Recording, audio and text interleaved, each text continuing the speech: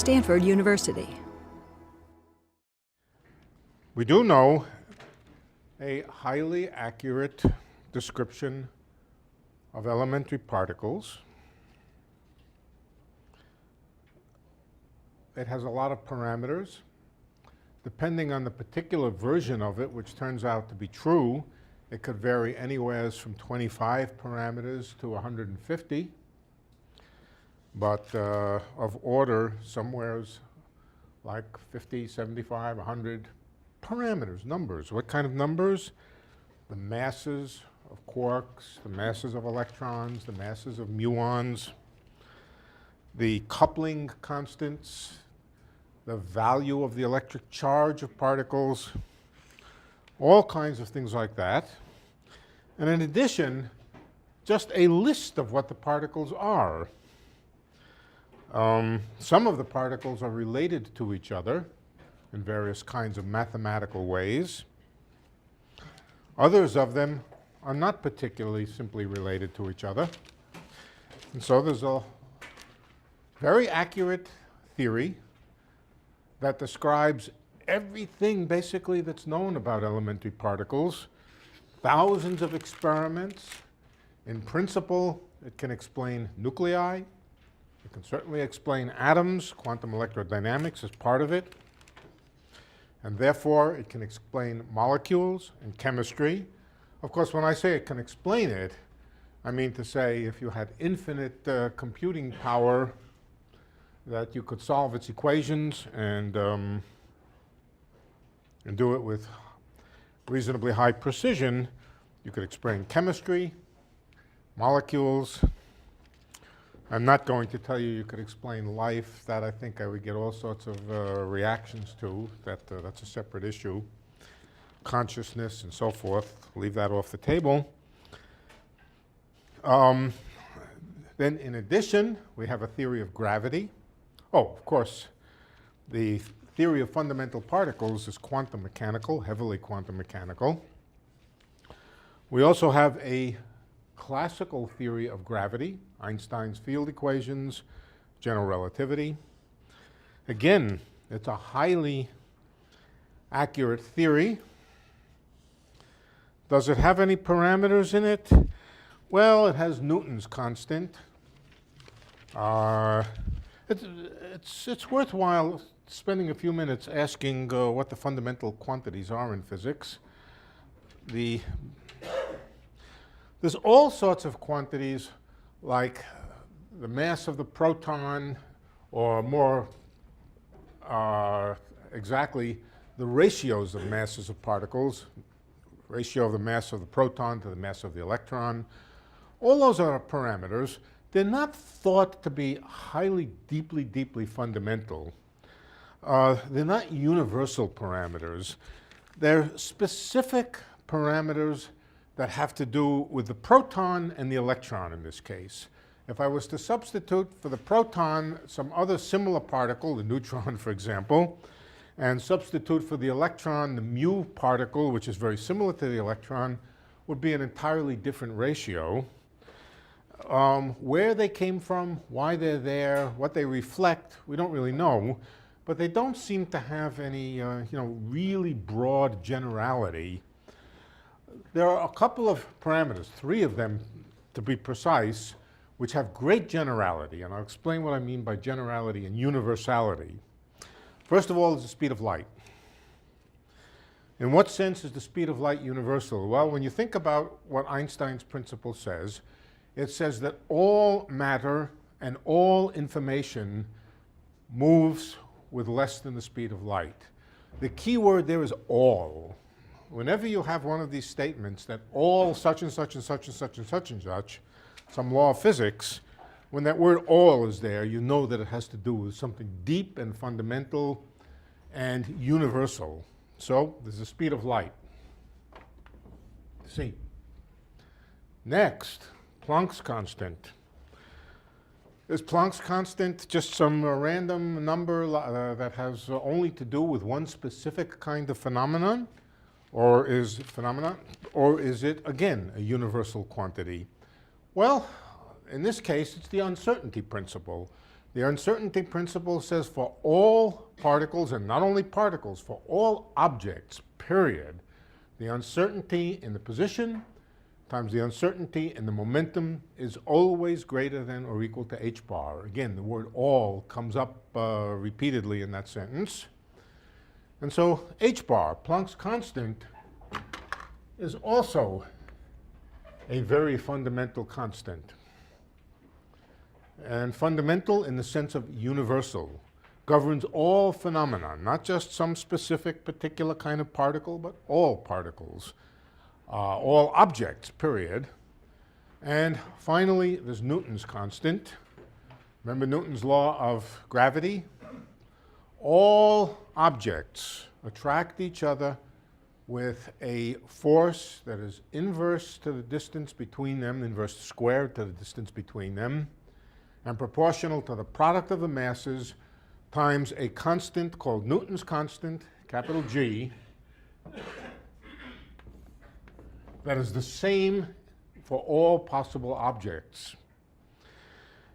When a little bit of relativity is added in, mass becomes energy, and so all forms of energy attract each other, but the universal constant G is always there. So this use of the word all in the laws for which these things are the numbers associated with them is apparently deep. Planck was really the first one to realize this. He was the first one to realize how fundamental. Now, at that time, he didn't even know what h bar really meant. He had parameterized radiation, thermal radiation, black body radiation, by this quantity h bar. He didn't really know what it meant. He didn't know what quantum mechanics was going to be, that it was going to be a whole new way of thinking about things. He just had discovered this new constant, which together with C and G gave three constants of nature. And ultimately, of course, we did find out that these three constants are deep and fundamental and universal, but Planck sort of suspected it. And the other thing he realized, which is also very important, is that there are three dimensional units in physics, which are the three basic dimensional units that we work with. One of them is length. One of them is time, units of length, units of time, and units of mass. What he also realized is that the units of C, h bar, and G was such that you could combine them and make units of length, time, and mass. So that means that there's some fundamental, if there are fundamental constants here, and these constants, incidentally, carry dimensions. They're not dimensionless. They're not like ratios of masses, which are dimensionless. They carry dimensions. The units of length, time, and mass also carry dimensions. And what it meant is you could make up, not make up, you could derive a basic unit of length, a basic unit of time, and a basic unit of mass from these three quantities. Shall we do it? Okay. It's called dimensional analysis. The first thing we have to find out is what is the units of C, h bar, and G. Here's the way you do dimensional analysis. You first make sure you know what the dimensions of the quantities that you're dealing with are. And the symbol for the dimension of a quantity is just a square bracket like this. This doesn't stand for the speed of light, it stands for the dimensions of the speed of light. All right, what's the dimensions of a velocity? Length over time. So that's length over time. All right, what's the dimension of Planck's constant? The dimension of Planck's constant, h bar. 1 over what? Probably right, but I have to do it. Let's see if we can figure it out. We need an equation that involves h bar. The basic equation that involves h bar always involves distance times momentum, right? Uncertainty principle. Distance times momentum. All right, so the units of h bar are the units of length times momentum, but momentum is mass times velocity. So it's mass times velocity, and a velocity is another L over t, so that's L squared over t, and I think somebody said that. Length squared mass over time. I don't know how you knew that so fast. How did you know that so fast? Memorize it? Who did it? Some guy back there, okay. Mass squared, okay, there we go. And finally, Newton's constant. All right, we need a formula that involves Newton's constant. Why not take the basic formula that Newton started with? Force is equal to mass times g divided by distance squared, right? R squared. Okay, well, we're not quite finished because we have to we have to know the units of force. We're trying to find the units of g. What are the units of force? Well, we use another Newton equation. Mass times acceleration. Mass times acceleration. We can cancel. We're only interested in the units now. All right, we can cancel a mass from both sides. What about an acceleration? An acceleration is a length divided by a time squared. Right? So this is a length divided by a time squared. This is, oh, good, thank you. Length divided by a time squared. This is a length squared here. So let's multiply by a length squared. This will give us a length cubed on the right side, and we'll get rid of the length squared on the right, left side. Length cubed divided by time squared is equal to m times g. And now to find g, all we have to do is divide by a mass. The meaning of this equation here is that the units of g are units of length cubed divided by mass divided by time squared. Okay? All right, now I want to build, out of h bar, g, and c, I want to build a length. I want to build a quantity with the units of length and see how small or how big it is. So what do? Standard method for doing dimensional analysis is you say, I'm interested in some length. Let's call it L. It's the basic length that I can build out of these quantities. And it's c to some unknown power. I don't know what power to put there to begin with. H bar to some other unknown power. G to yet some other unknown power. And then we simply stick in these units and make sure that what's on the right side and the left side both have units of length. Okay, so let's put that in. C to the power A is a length to the power A divided by a time to the power A. H bar to the B is a length to the 2B, a mass to the B, and a time to the B. And finally, G to the C, that's length to the 3C divided by mass to the C divided by time to the 2C. Right. And this whole has to work out to be a length. Okay, I used capital L here. I should have used small l. This all has to add up to a length. Okay. So what's the first thing I can conclude? I got to get rid of the masses and the times and only be left with a single power of length. So in order to get rid of the masses, I had better have that B is equal to C. That's my first conclusion. So why don't we stick that in? Let's put in everywhere we see it. Let's put in B is equal to C and use it. All right, so let's see. Wherever we see C, we can put B. To B.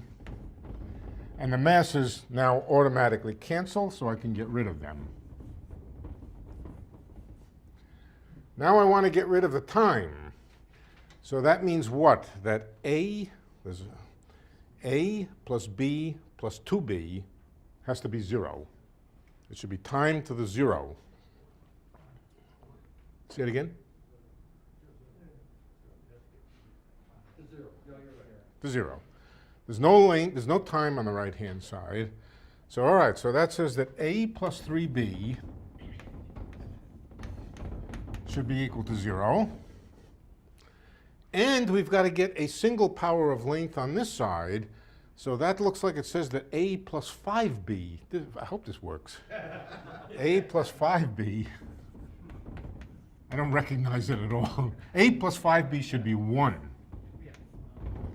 A plus 5b should be 1, so on that side. Now we should be able to solve these two equations. The first thing to do is to subtract the first one from the second one. We get rid of a, so that gives us 2b equals 1. And b equals a half? B equals a half. And then what about a then? B is a half, so a is equal to minus 3 halves? A equals minus 3 halves. And of course, c is the same as b, so c equals b. Okay, now we can write down our unit of length, the fundamental unit of length now, which is the speed of light c to the a is equal to minus, was it minus 3 halves? Did I get that right? Let's write L squared to the 2a, 2b, 2b. I don't want to write I don't feel like writing square roots. 2a is minus 3. So that's c cubed. No, c to the minus 1 over c cubed. 1 over c cubed. H bar to the 2b. 2b is 1. H bar. And g is also 1, sorry, b is also 1/2. So it's just g upstairs, right? Thus, the basic unit of length, the fundamental unit of length that you can build out of these is equal to the square root of h bar c over h bar g over c cubed. All right, the next thing, of course, now is to ask how big is this length? Okay. How big is this length? And Planck did ask that. So we stick in, anybody know what h bar is in metric units? I can never remember. Right. It's a very small number, right? G is a rather small number, 6.7 times 10 to the minus 11. H bar is 10 to the minus what? 10 to the minus 30 something. And C is a very big number. So altogether, this is a very small number. Well, it's a little bit less small because you have to take the square root of it, but it's still pretty small. And this is about 10 to the minus 35 meters. That's the Planck length. That is the Planck length, 10 to the minus 35 meters.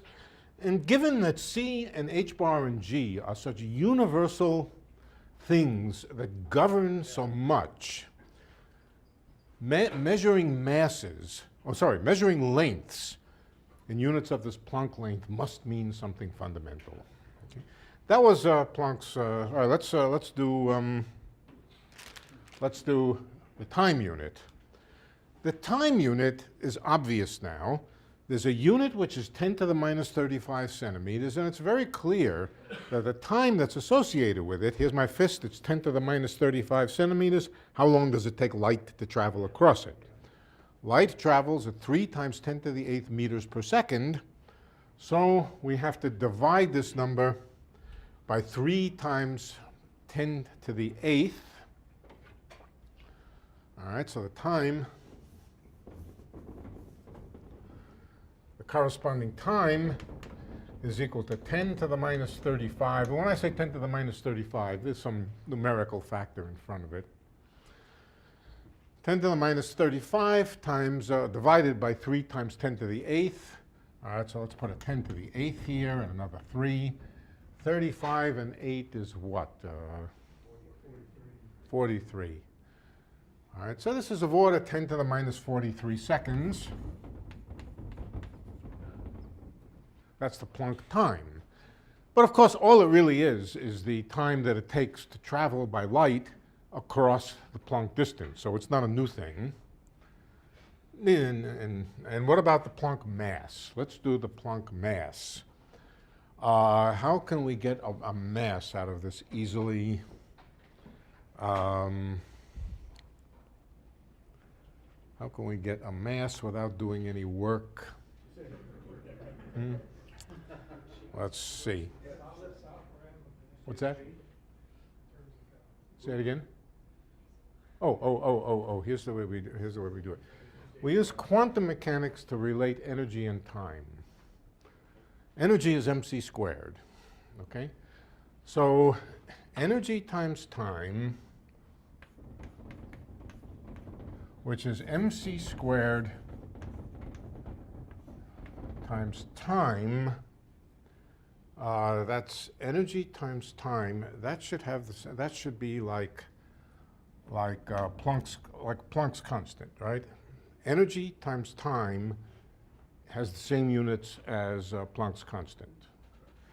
All right. So energy is mc squared times time, and that should be like Planck's constant. Equals here simply means has the same units as, but that means that we can construct a mass by taking Planck's constant and dividing it by the speed of light squared times the Planck time. Let's call it the Planck time. We know what the Planck time is. The Planck time is 10 to the minus 43 seconds. So there's a small number now in the denominator. A very small number in the denominator, a very small number in the numerator, another big number in the denominator. What do you get? You get a number which is neither terribly small nor terribly big. It's about 10 to the minus 8th kilograms. That's not terribly small. The Planck mass is about the mass of a dust mote. If you ask how much energy it is, how much energy would be released if you could turn all of that energy, all that mass into energy, you have to multiply it by the speed of light squared. Speed of light squared is about 10 to the 17.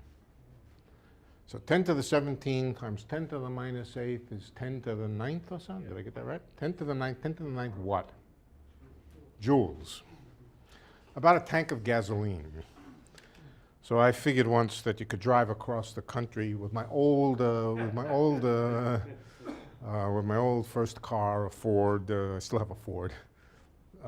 With my old first car on about 10 tanks of gasoline, which meant 10 Planck masses, which meant about 10 to the minus 7th kilograms. 10 Planck masses, you could drive across the country. How did I get on that? Why did we get to that? That's the Planck mass, energy, all the same thing. Yeah. What do we know? Yeah. Okay. Now, the point is that this length scale, 10 to the minus 35 centimeters, is how much smaller than the scales that we probe, let's say at the LHC. The LHC probe scale is about 10 to the I want to say 10 to the minus 17th centimeters. But whatever that distance is, I do know that distance in Planck units. The distance that is probed in Planck units is huge, of course. The Planck unit is very small. The distances that are being probed at the LHC are about 10 to the 17th, 10 to the 17th Planck, 10 to the 17th,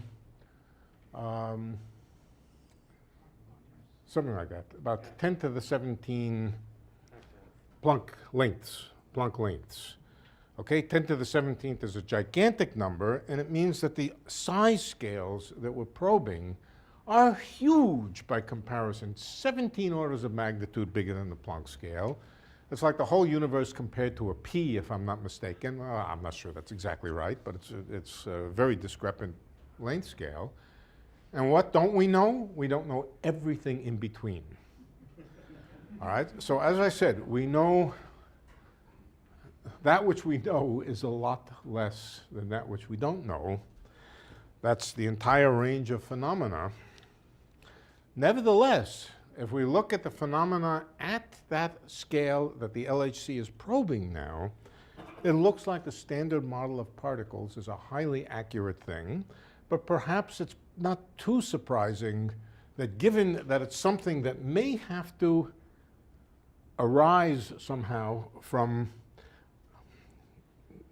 17 orders of magnitude, possibly different things going on between those two, not too surprising that there are a large number of parameters that are necessary in the standard model.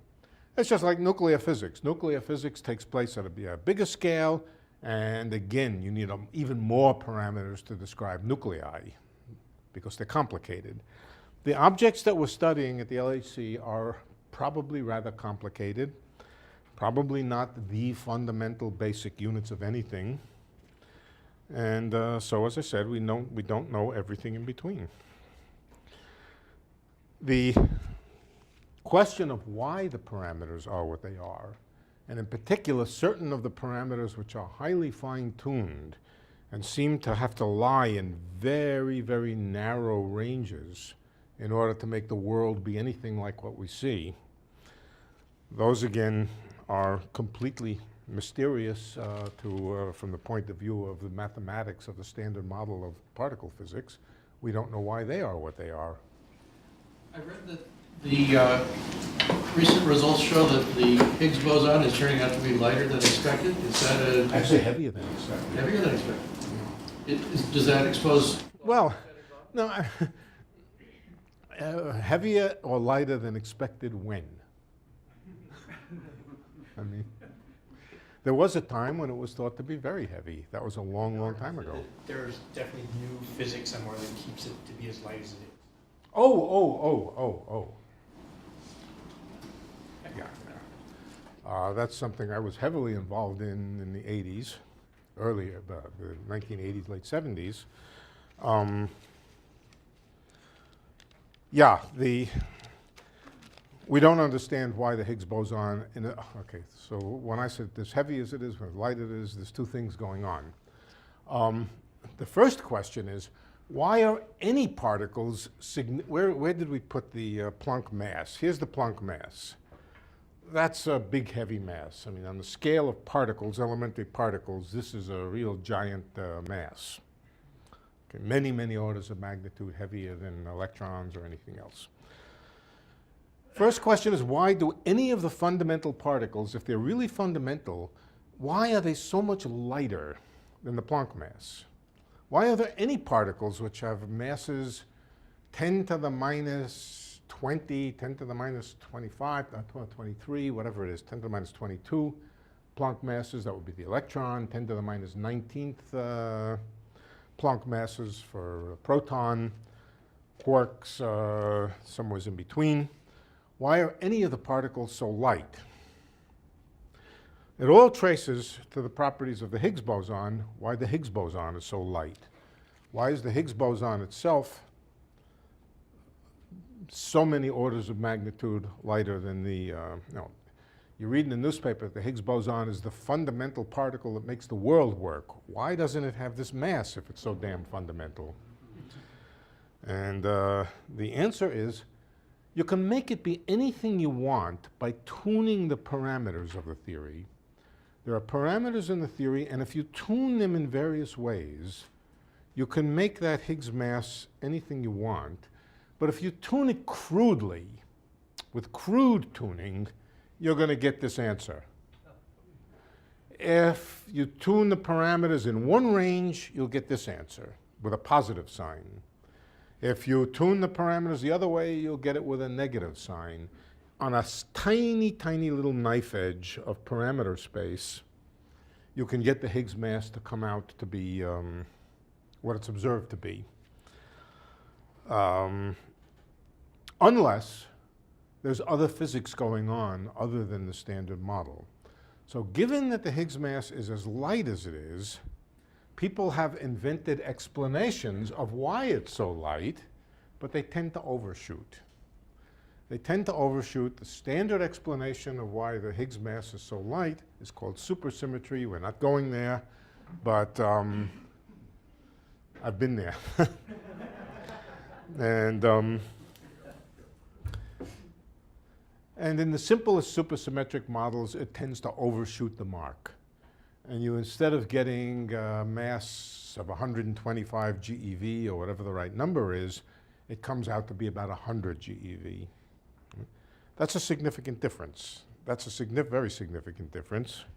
So it's both too light from one point of view, but then from the overshot theory, which tends to make it even lighter than it is, it's a little too heavy.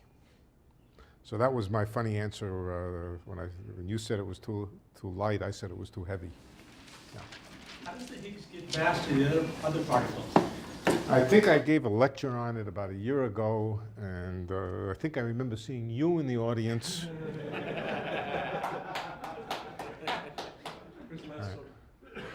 Yeah, I remember it. And it's still on the internet. So I believe from that lecture, you said the Higgs is what makes all the quote normal particles have any mass at all. Not the proton and neutron. Okay. Yeah. So would we expect the WIMPs or whatever, the dark matter particles to have order the Planck mass or more? Well, WIMP stands for weakly interacting massive particle. Weakly interacting means that it has cross-sections and properties consistent with the weak interactions. Now, the reason people want it to be a WIMP is because they want to be able to discover it in the laboratory. If the cross-sections and interactions with ordinary matter are much, much less than what is called weakly interacting. Weakly interacting is not a generic term. It means some special number. If the cross-sections for scattering, if the influence and the interactions with ordinary matter are too weak, you'll never discover it.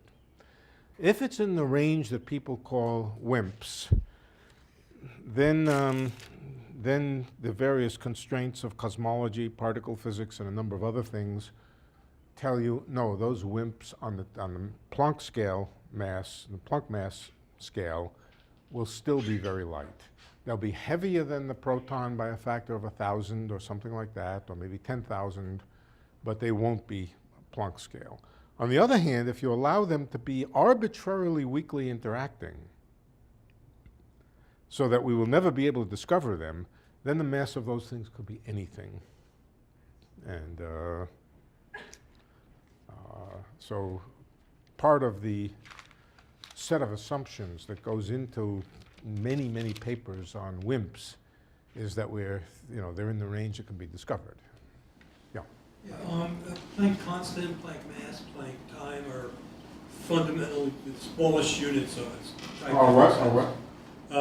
Planck time, Planck length, Planck's constant are fundamental units. They're like the building blocks, but a Planck mass seems, what is the semantics of it? What does it signify?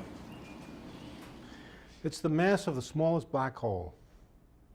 That's what it is. It's the mass of the smallest possible black hole. What is it? Why? Why black holes? Well, it contains G. You know that black holes have entropy. They have information content. Their information content is proportional to some of these constants. The information content of the smallest black hole is 1 bit of information. In Planck units, it has an area of its horizon, which is 1 unit in Planck area. If you ask what its mass is, the mass of the smallest possible black hole, it's basically 1 Planck unit. So that's what it is. Yeah. So does that mean that there's a sort of does that mean there's a fundamental energy content to 1 bit? Yes. Yes. The Planck unit, yeah. Now, there can be particles which are lighter than that, but they're not black holes, and they don't carry the same kind of information. Yeah. There's an energy content, in a sense, to a single bit of information. And that's the Planck mass? Mm-hmm. That's not to say there can't be things which are lighter, but they won't be the same kind of things. Okay, are we ready to start the cosmology for the evening? Yeah, that's good. You know, from now on, I could set C and H bar and G equal to 1 and say we are working in Planck units.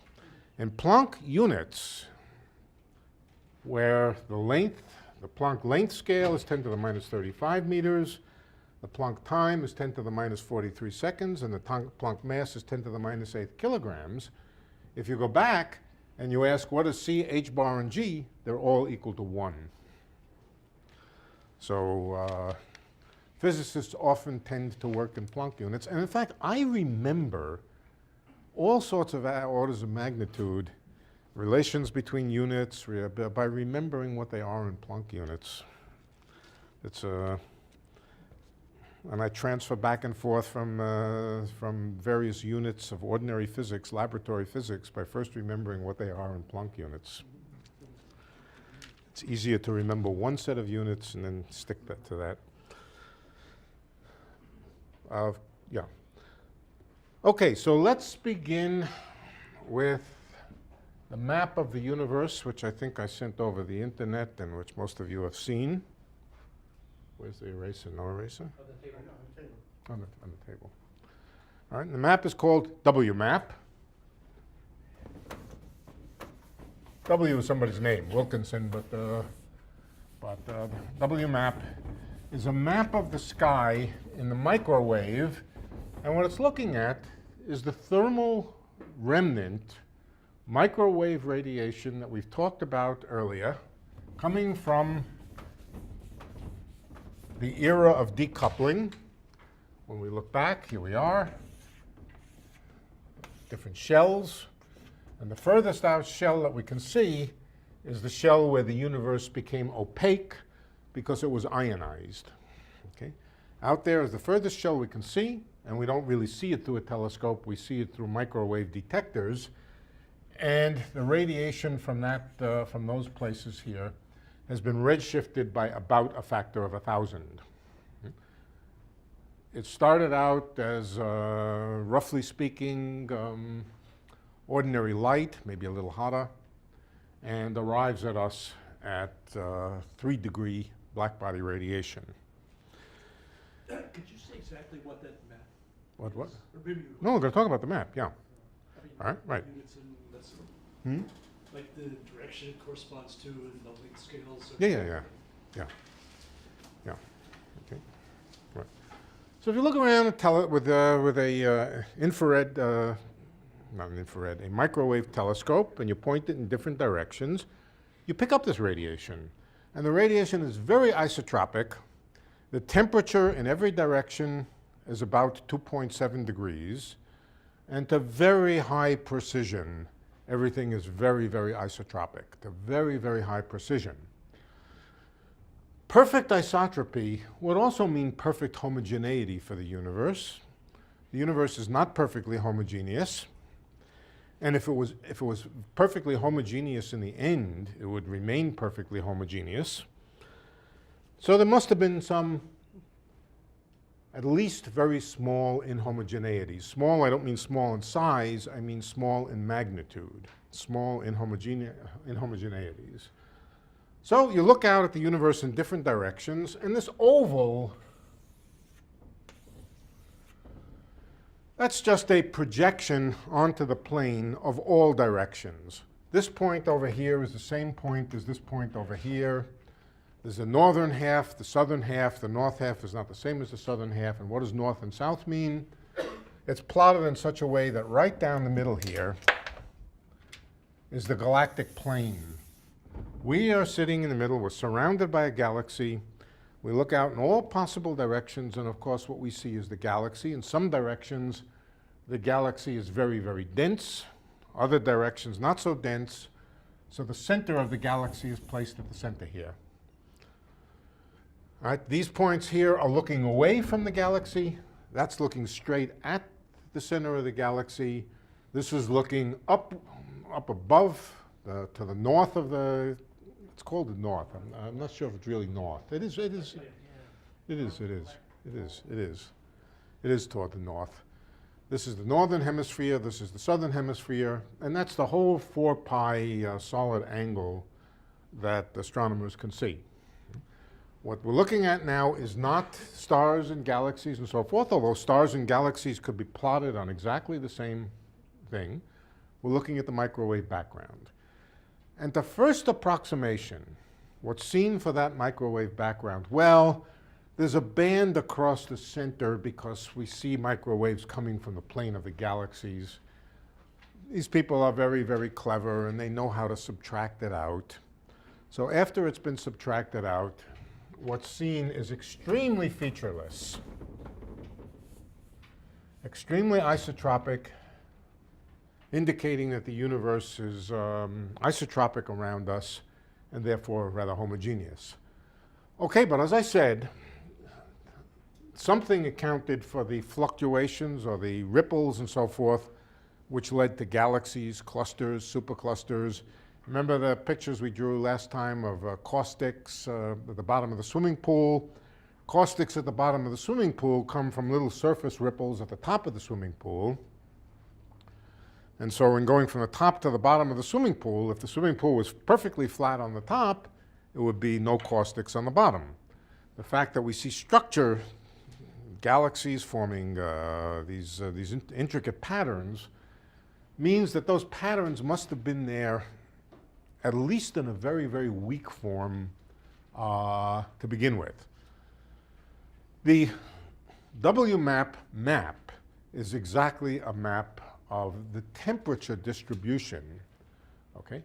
Now, the temperature distribution is very close in all directions to that good old 2.7, whatever it is, Kelvin, but it varies a little bit. And in fact, the variations in the temperature, the fluctuations in it, meaning to say the inhomogeneities, divided by the average temperature itself, are of order 10 to the minus 5. 1 part in 100,000. That's very difficult to detect, obviously. Anything that's 1 part in 100,000 is hard to detect. But when I say that that's true, let me tell you 2 places that number came from. One place that number came from was from the known distribution of masses in the universe, traced backward when cosmologists asked how much variation would there have had to been at decoupling in order that it would have evolved into what we see today. The technology for doing simulations today is very good. In those days it was less good.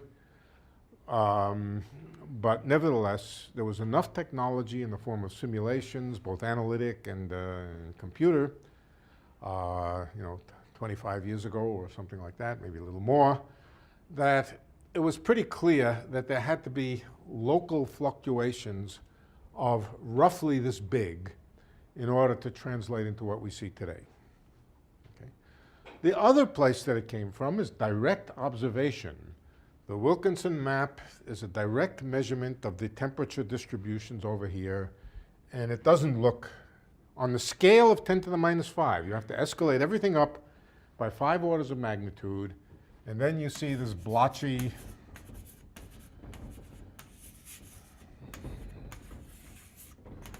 and the interesting thing about the blotches is you see structure on all scales. Some places a little hotter. I can't remember now whether the hot is blue or the hot is red. I don't remember. Smaller scale structures, bigger scale structures, big giant structures, structures within structures, and essentially at every scale you see features, blobs. It's kind of a fractal. In fact, if you looked at it and you blew it up, it would look exactly, well, it would look largely exactly the same. It's more or less scale invariant with a temperature fluctuation. Each one of these fluctuations is about 10 to the minus 5 of the background average density, average temperature. Now, where do temperature fluctuations come from? Temperature fluctuations come from mass distribution fluctuations. Fluctuations, I mean, variations across the sky. If let's imagine that there was an excess of mass in this little region over here. Not a huge excess of mass, a small excess of mass. Then light coming out from there would be redshifted more than it would be from other places. If you have a lump of mass and light is escaping from it, the light has to extract itself and get away from that mass, and it loses energy. In losing energy, the temperature, the apparent temperature in that direction will be less than the temperature in some region where there isn't a mass excess like that. So these temperature fluctuations have to do with mass distribution fluctuations, and this translates into the statement that at that time, the variations in the energy density divided by the average energy density, this is at the time of decoupling, was also about 10 to the minus 5.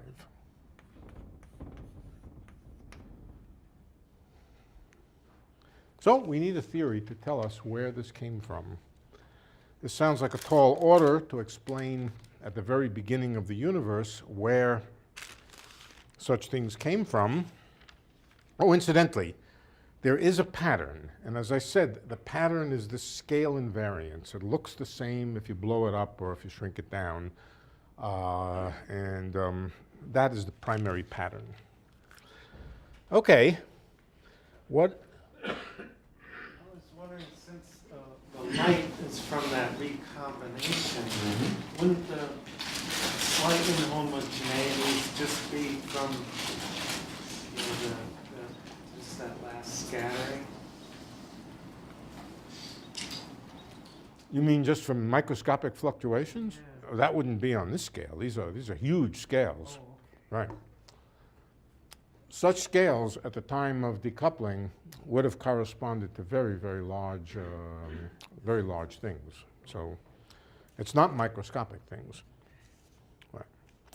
But perhaps if you traced it backward, even past that, perhaps it does have to do with microscopic things. And in fact, that is exactly the theory of these fluctuations, that they originated from quantum fluctuations. Quantum fluctuations plastered across the sky are what the current theory is of these fluctuations. Now, we're not going to get to it, but the theory I'm going to tell you about is a very high precision theory. It is explained to extremely high precision, a huge amount of data. So I don't think anybody these days has any doubt that the blackboard can be raised. Ah, there. Jesus, that's hard. Okay. So what is a theory? To understand the theory, you have to understand only two things. You have to understand quantum fluctuations, quantum zero-point motion of a harmonic oscillator, and you have to understand the damped harmonic oscillator. The damped harmonic oscillator.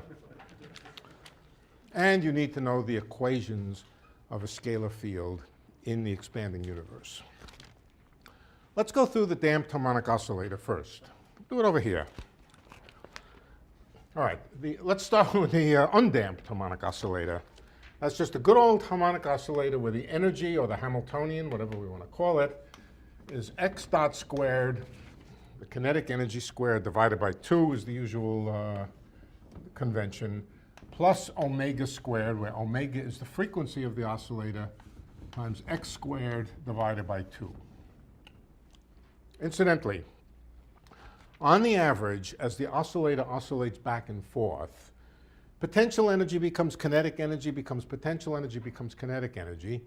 But the time-averaged kinetic energy and potential energy are the same. It just transfers them back and forth, but the time on the time average splits them pretty much equally. In fact, splits them exactly equally. Next statement, quantum mechanically, the energy of an oscillator is proportional to an integer plus 1/2 times h bar omega. The integer counts up how many units of excitation there are. It really covers how many units of excess energy has been pumped into it. This 1/2 here is the 0-point energy. The origin of 0-point energy is the uncertainty principle. A particle cannot have simultaneously a known position and a known velocity. And for that reason, both x and x dot cannot be 0 in the ground state of the harmonic oscillator. And you have to sort of make a compromise. And the best compromise, consistent with the uncertainty principle, says that even in the ground state, the harmonic oscillator oscillates and has a certain amount of energy, and that's that 1/2 h bar omega here. The 1/2 h bar omega corresponds to an oscillation. It corresponds to a small oscillation. And if you want to know how big an oscillation it is, how much does x vary going back and forth during these 0-point oscillations? All right, so the ground state energy, ground state meaning when the oscillator is absolutely unexcited, is 1/2 h bar omega. I told you a moment ago that on the average, this and this are the same.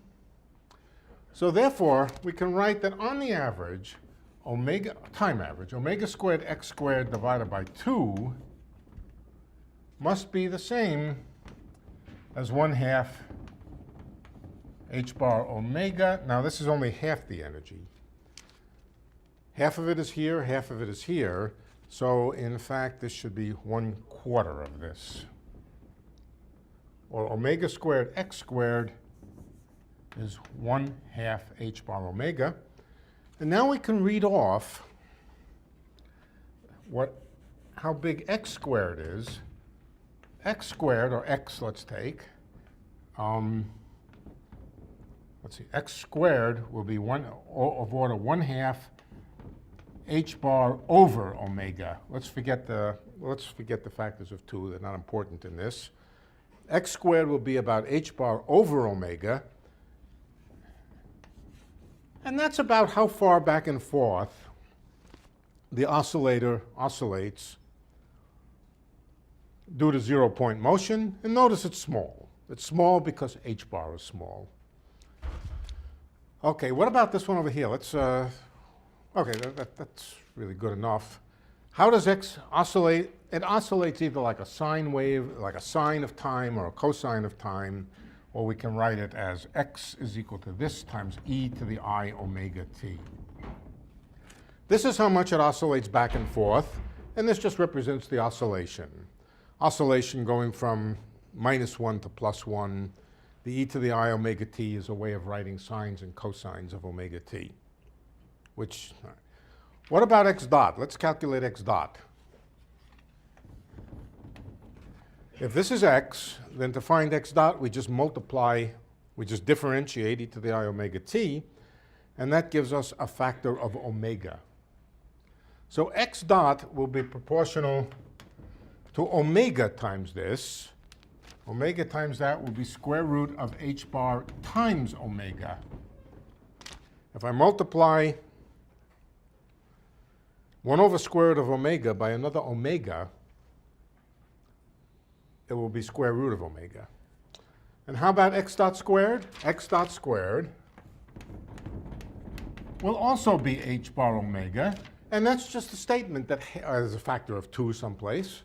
But that's just a statement that both terms in the energy will be about comparable and both equal to h bar omega. So that's the theory of 0-point oscillations of a harmonic oscillator. They're always there. You can't get rid of them. No matter how much you cool the oscillator, no matter how much energy you try to take out of it, they're always there. Now let's go to the damped harmonic oscillator.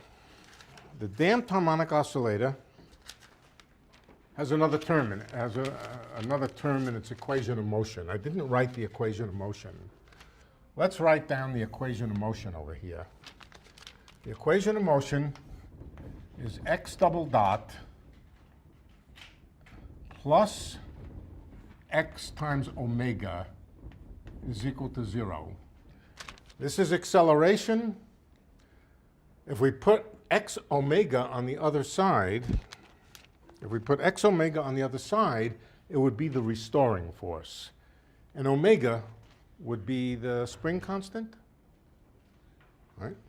Omega squared, I'm sorry, omega squared. Omega squared. That's what you get from this, omega squared.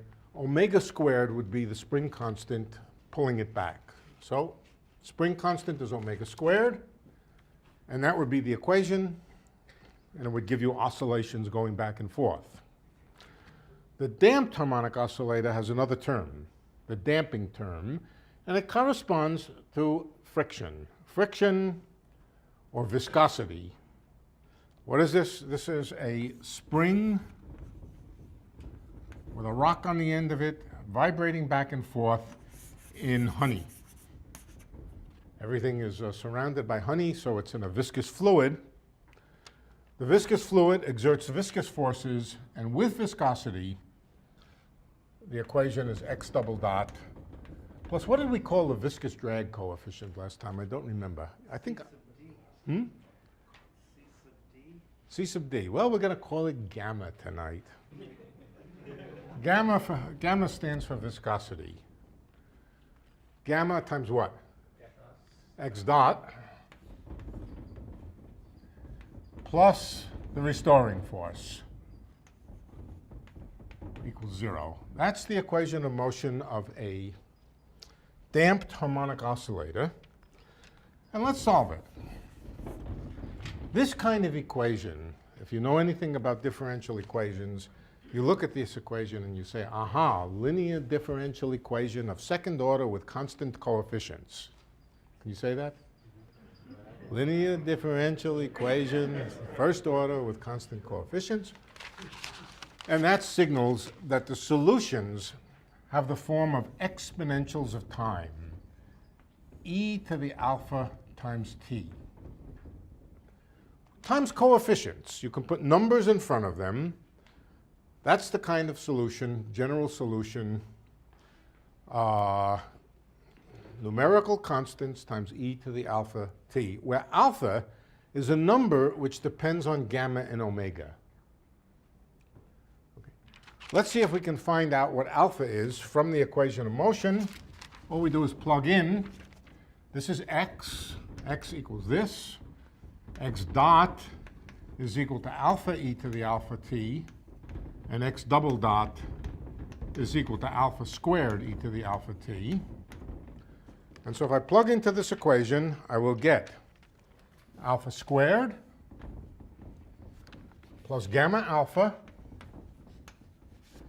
plus omega squared all times e to the alpha t. Each one of these is multiplied by e to the alpha t. I'm not going to write the e to the alpha t. Just imagine that it's there for a moment. And we're going to set the answer equal to 0. That's the equation of motion. Well, e to the alpha of t, e to the alpha times t is an exponential. It's not 0. The only way we can get 0 on the right-hand side is if the thing that multiplies e to the alpha t is 0. So this gives us an equation for what alpha is. Given gamma and given omega, numbers, numerical constants, alpha is determined by a quadratic equation. So let's solve it. Alpha is equal to minus gamma plus or minus, there are two solutions, plus or minus square root of gamma squared plus 4,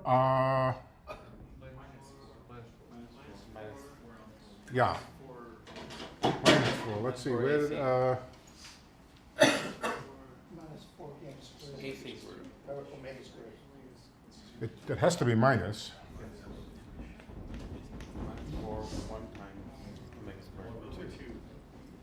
Over 2.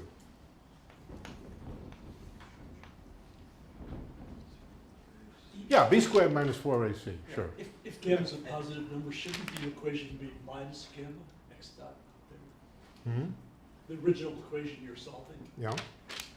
If gamma's isn't the viscous force opposite the direction of the? Yes?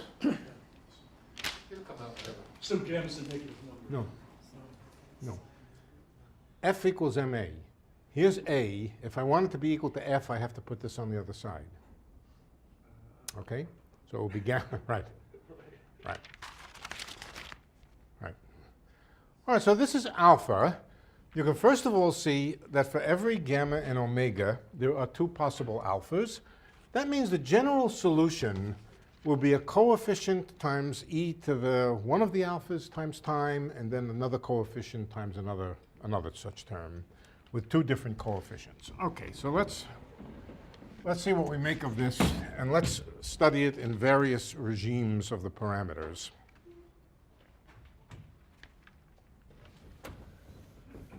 First, let's take the case where viscosity is negligible or small.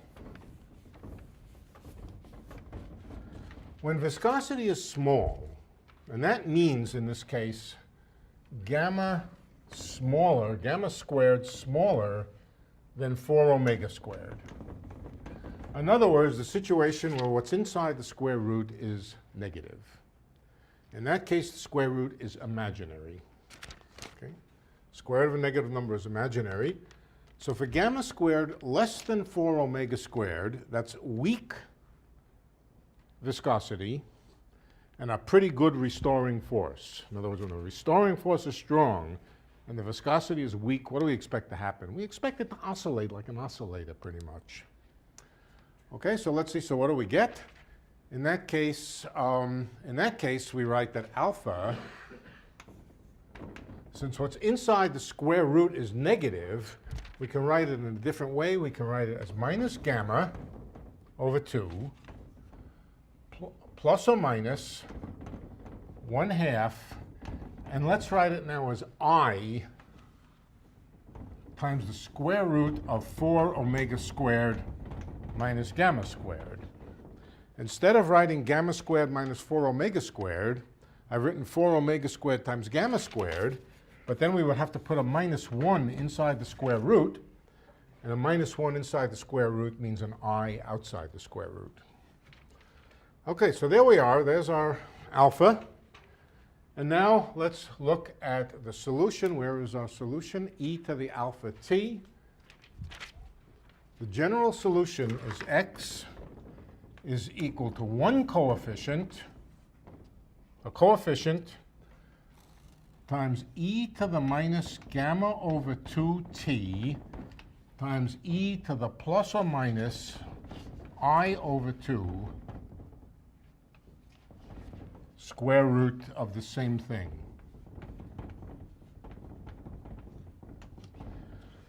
When gamma is small, this is basically 4 omega squared minus a little bit. Square root of 4 omega squared is 2 omega. 2 omega divided by 2 is, do I have that right? Yeah. So, oops, times time upstairs in the exponent. This is basically e to the I omega t, the good old oscillation, except that the frequency is a little bit less because of the gamma.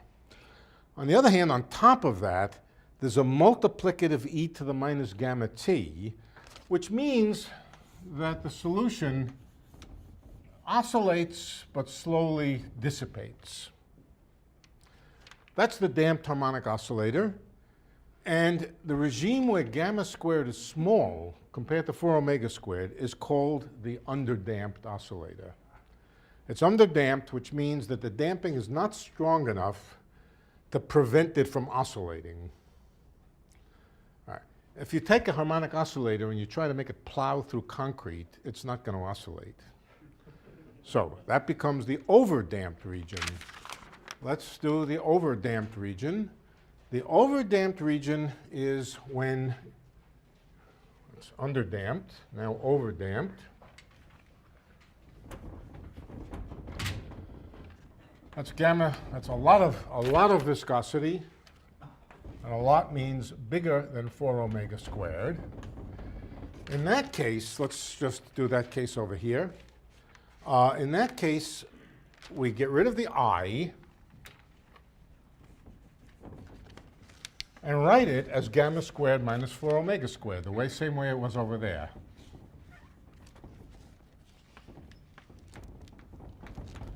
Gamma squared minus 4 omega squared is a positive number. Alpha, there are two solutions for alpha, two roots of this equation with a plus or minus. Both of them are negative.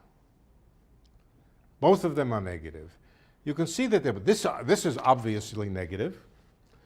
Okay? Now, you have two possibilities. You can add a positive number to the negative number, but what's in here is gamma squared minus something. So this is less than gamma squared. When you take its square root, it's less than gamma. So therefore, even with this term, adding in the 1/2 square root here still leaves you with a negative number. If you put it in with a minus sign, it's surely negative. Even if you put it in with a plus sign, it's still a little bit negative. So there are two solutions, each of which goes like e to a minus an alpha t, where alpha is the absolute value, alpha is always negative. That means each of the solutions decays with time. The general solution is the sum of two decaying solutions, and that's the overdamped case. It doesn't oscillate, it just exponentially drops off and goes to 0. Okay, okay, that's the overdamped case. And now there's a transition between them. The transition between the overdamped and the underdamped is interesting, and we'll call it the critical case. The critical case is right on the border between them, and it clearly is defined by gamma squared equals 4 omega squared. All right, so critical damping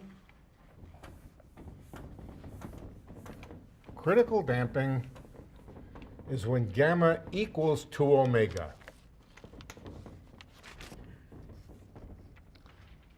It tries to oscillate, but it doesn't quite oscillate very much, and it goes to 0, but not before maybe it makes half an oscillation or something. That's the critical damped case. And one more case, all right, that's a transition.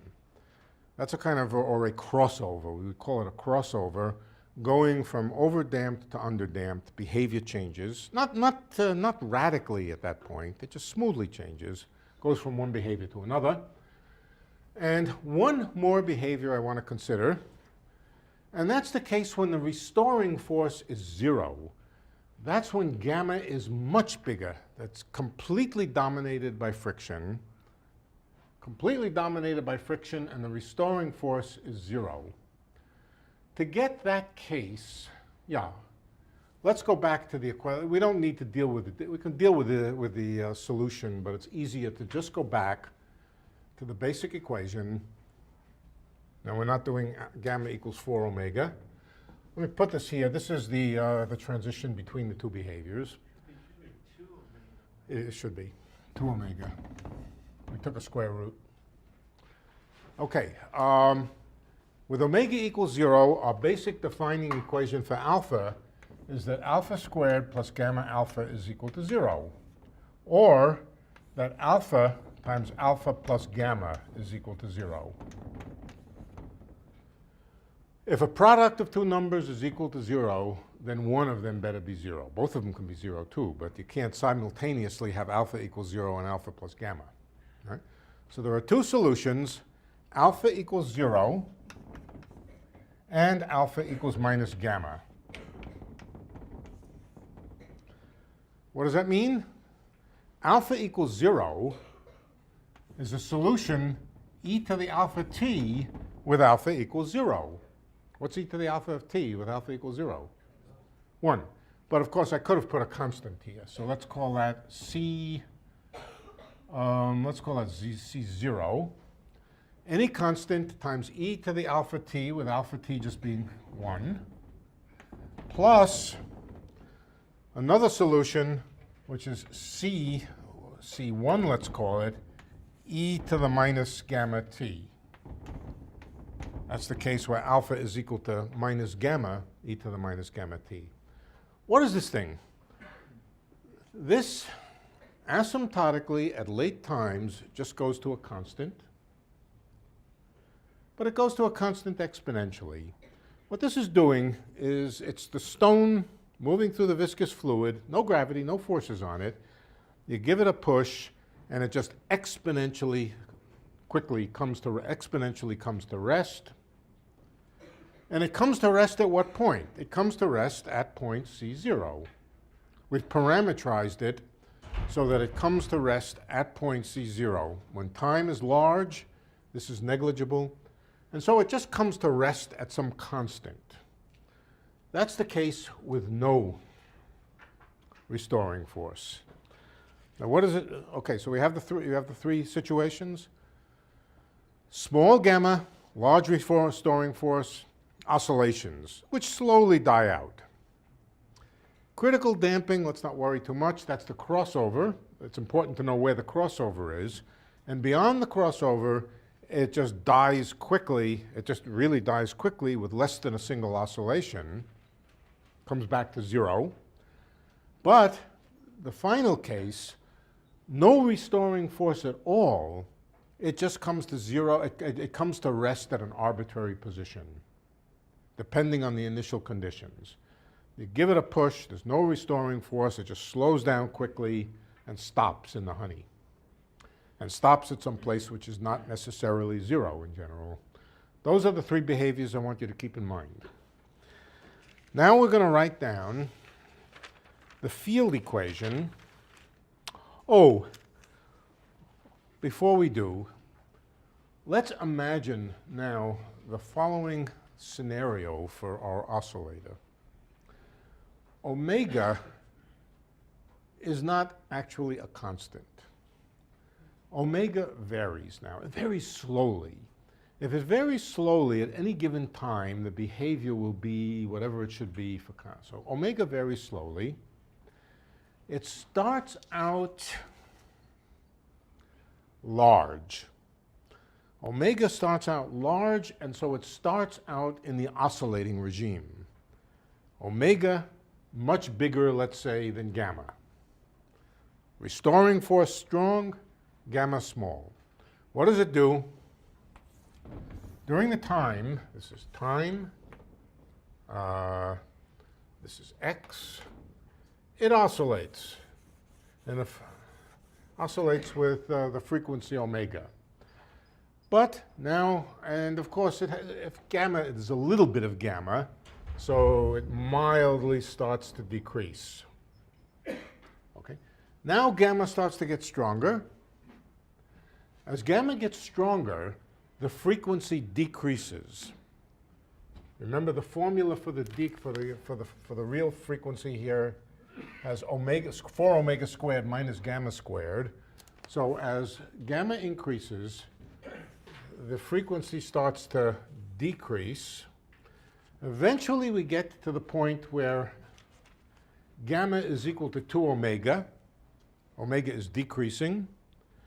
And then beyond that, it's overdamped. And so what it does, and at some point, it simply stops oscillating if omega goes to zero. If omega gets sufficiently small, fast enough, it will simply stop oscillating, not enough restoring force, and it will behave like this with no restoring force.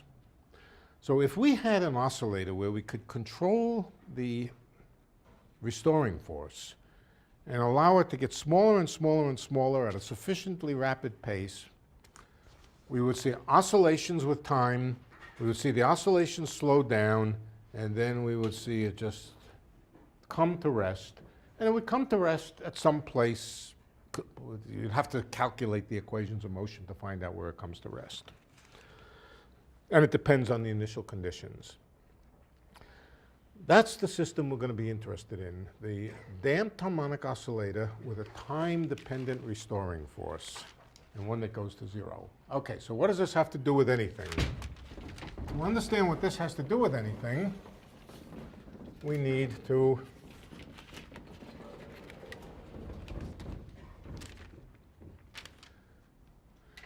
go back to the equations of motion of the inflaton field. Everybody remember the inflaton field? 3 cheers for the inflaton.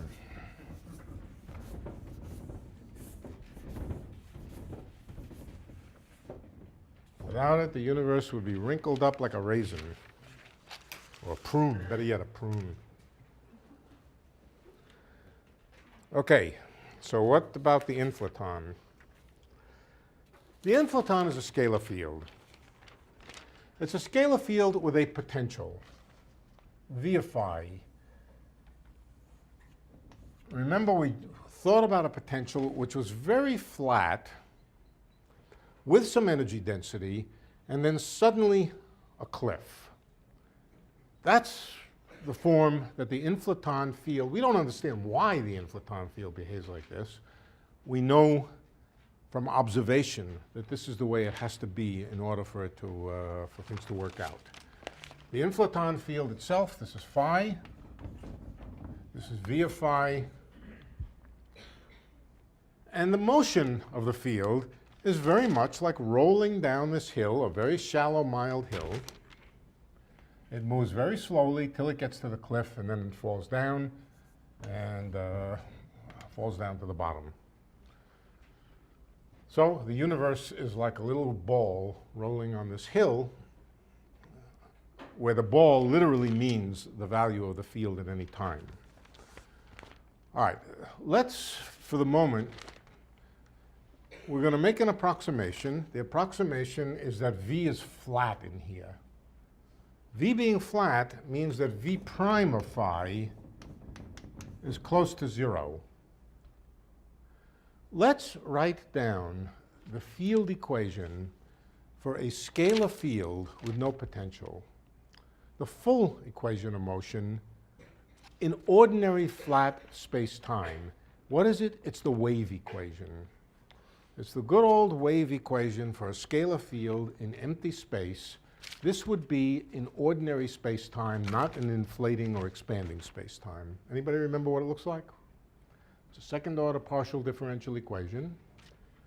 It's a wave equation, and it looks like minus d second phi by dx squared, and then another term for y squared and another term for z squared. I won't write them. This is the wave equation, and we set it equal to 0 for a scalar field with a flat potential. If the potential were not flat, we would put on the right-hand side minus dv by d phi. But it is flat, at least approximately so. So let's ignore this.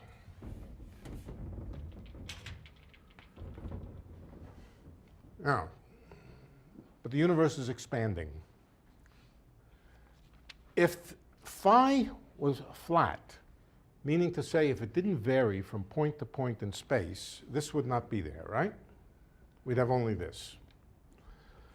Okay, the last two times we discussed the equation of phi in the presence of an expanding universe. I'll write down what it was. It was d second phi by dt squared. I called it phi double dot. But it was just a second time derivative of phi with respect to t. I'll write it as partial derivative. Doesn't matter, partial or ordinary derivative, if things don't depend on space. And do you remember what the second term was? Had a 3 in front of it. H. H is determined by the amount of potential energy here. And if it's constant, it's just a constant H times what? Phi dot, right? That's d phi by dt.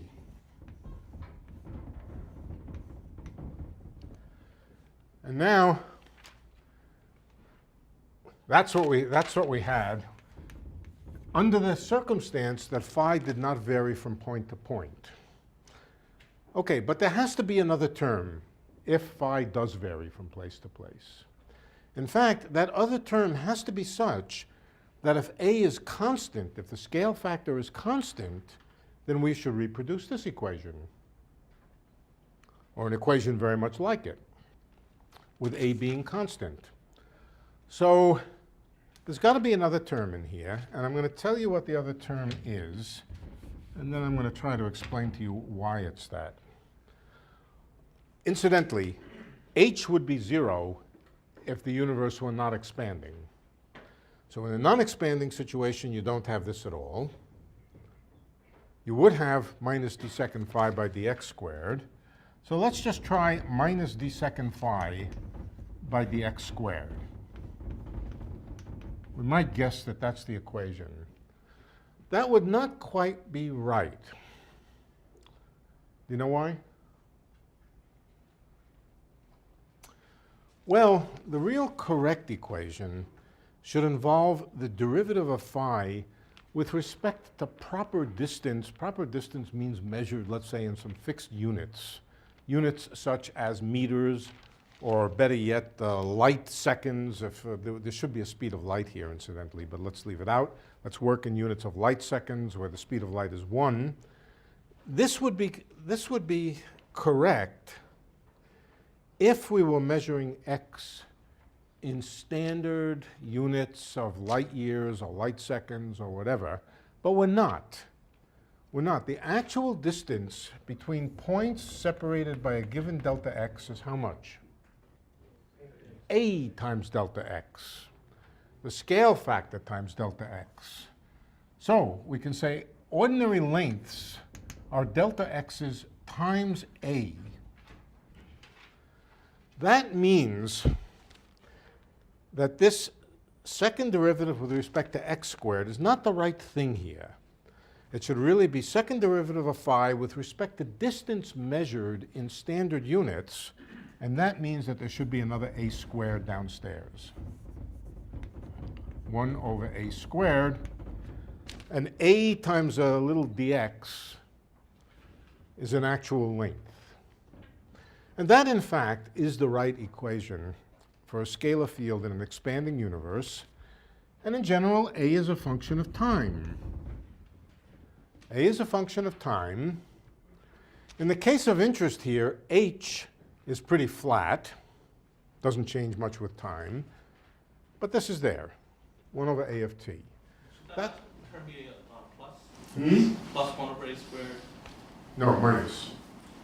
Should match this minus here. Why do you think it should be plus? Who asked? I asked that, I must be mistaken. What's that? I must be mistaken. You are mistaken. Do you understand why there's a minus here? For a wave equation? Yeah. Okay, this is just this term, except rescaled with appropriate unit changes so that the unit of length, which should go here, is a times delta x. A times delta x is a little differential distance. That's our equation. And what I want to solve it for is waves.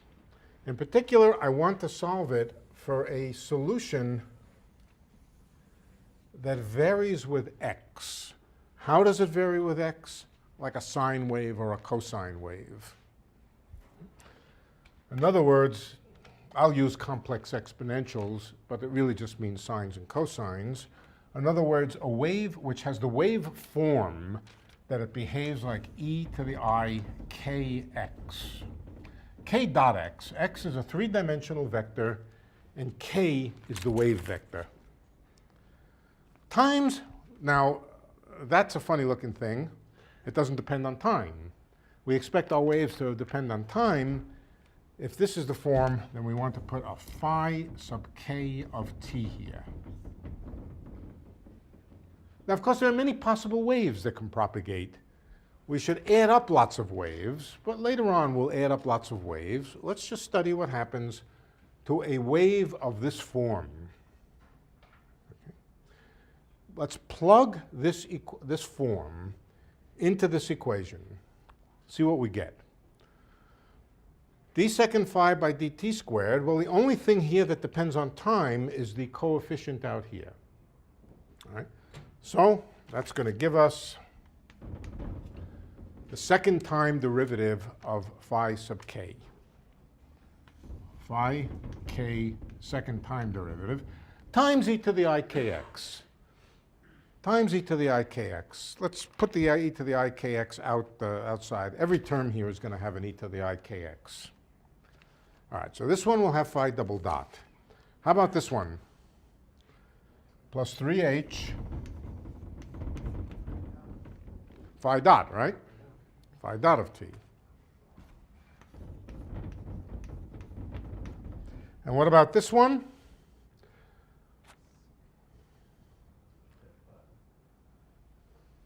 Plus or minus?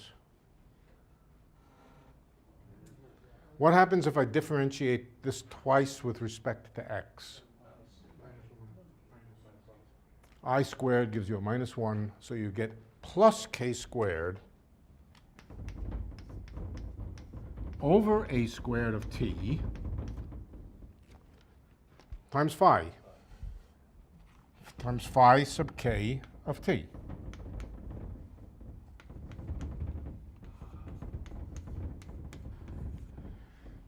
Well, here we have the A squared of t or a of t? a squared. Thank you. Here we have the damped harmonic oscillator. Phi double dot, 3h phi dot, 3h plays the role of gamma. 3h plays the role of gamma, times a constant times phi. That's what we call omega squared. But with one new thing. Omega squared depends on time. And as the universe expands, omega squared gets smaller and smaller. If the universe exponentially expands, we can even say how a squared gets big, but we're not going to worry about it. We're just going to say a increases with time, and so the restoring force decreases. That's exactly the situation that I've either erased. Oh, here it is. It's exactly this situation here, where the restoring force decreases as a function of time, goes to 0 as the universe expands, and the result is exactly this kind of thing, where because the restoring force goes to 0, it doesn't get pulled back to the origin, it just winds up asymptotically at late times with some value of the field, some numerical value of the field that depends on the initial conditions, it depends on solving the whole equation set of equations, but it ends up with a number for phi for each k. There may be many waves. There may be waves of this wavelength, waves of that wavelength, waves going this way, waves going that way. If for whatever reason we started out with a complicated set of waves, each of those waves will first of all stretch. They stretch just by virtue of the fact that this x is not a physical unit, it's a stretched unit. So as the universe expands, the waves stretch out and they oscillate for a while. At first they oscillate, and then the oscillations die out and they come to rest, but they come to rest with some non-zero value of the field. For each k that's true. And so,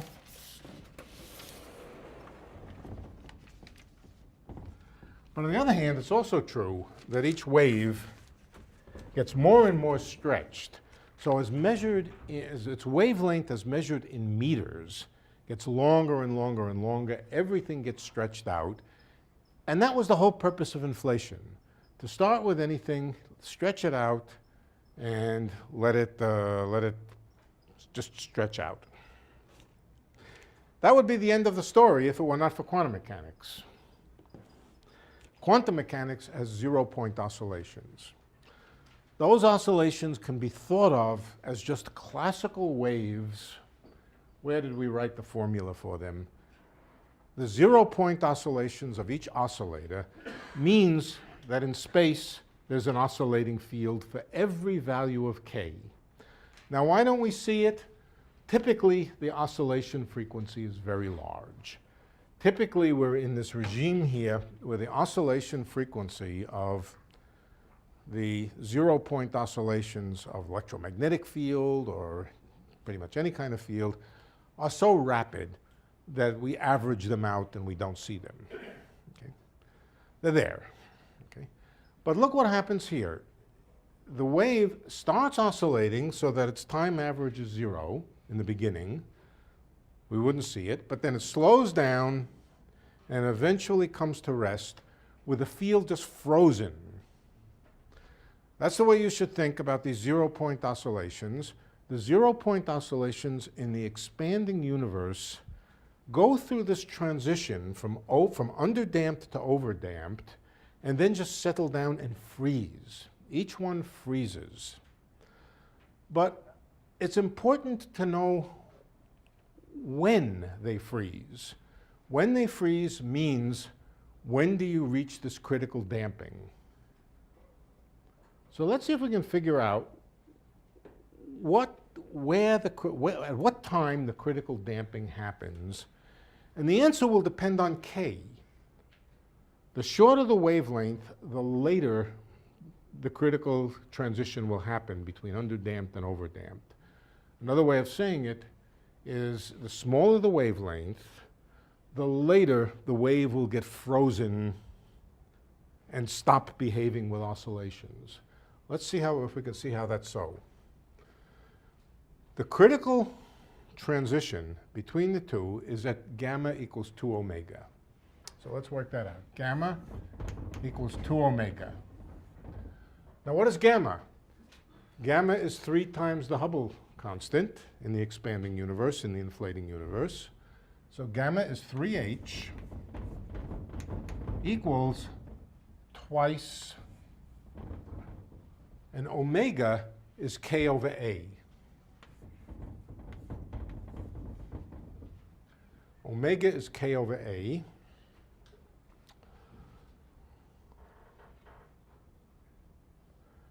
That means that the transition happens when a is equal to 2k over 3h. I've just solved this equation here for a. I've divided by 3h, multiplied by a equals, now notice that the freeze out, it's not called freeze out, it's officially called exiting the horizon. Don't ask who's exiting, nobody's exiting. It's exiting the horizon, but it's just a set of words. The transition from underdamped to overdamped happens for a given k when the universe has expanded so that its scale factor is twice k over 3h. The 2 over 3 is not important. What's important is the k over h. The smaller k, the larger k means small wavelength. Large k means rapid oscillation. When k is large, then the freezing doesn't happen until a large a. When k is small, that's a long wavelength, it happens faster. Okay? Let's see if we can write it a different way. I want to write it a different way. I want to replace k by the wavelength. Let's replace k by the wavelength. We have a wave, it's a sine wave of some kind, and it goes, let's say, like sine kx. Now remember, x is not the thing that's measured in meters. X times a is the thing which is measured in meters. We'll need that. Right? But nevertheless, what is the wavelength in x that's associated with this oscillation, with this wave? The wavelength lambda is equal to 2 pi over k. Everybody know that formula? 2 pi over k? That's how far you have to go before the wave executes one oscillation. Or you can write it as k is equal to 2 pi over lambda. But now, is lambda really the true wavelength of this radiation? It's not the wavelength measured in meters or in light years. It's the wavelength measured in these artificial units that are expanding with the universe.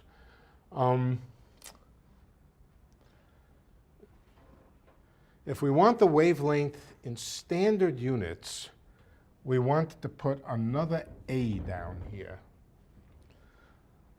A wavelength in X times A is a wavelength in true meters.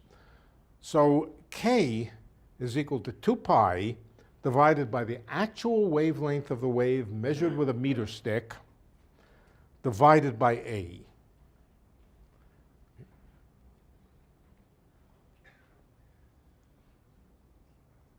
Do I have that right?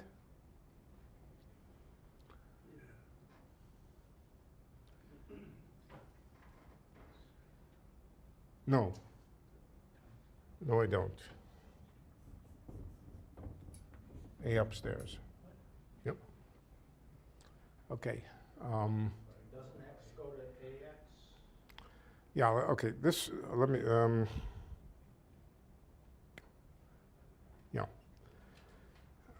K is dimensionless, A and lambda is a length, A is a length. Yeah, this is right. Okay, so let's see if we can understand why.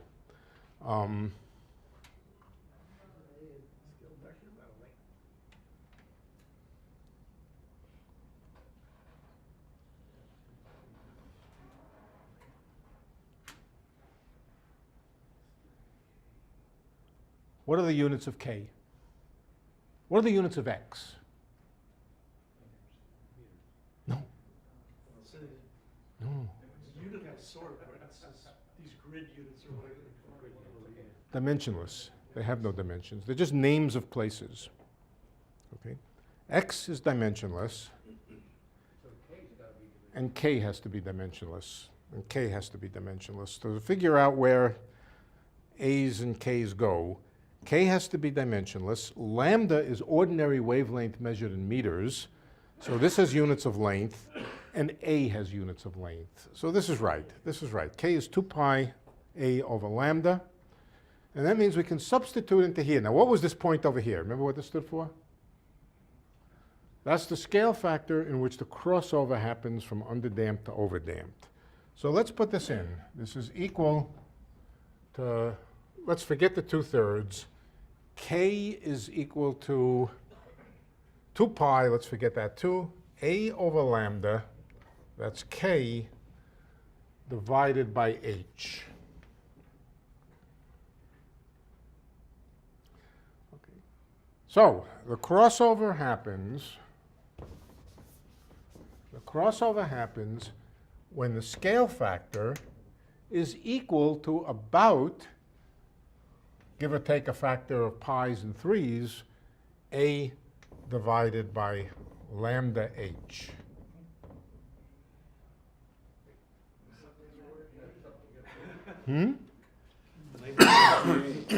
A on both sides of the equation. You have A on both sides, but one of them's divided. Oh, that means lambda H has to equal 1.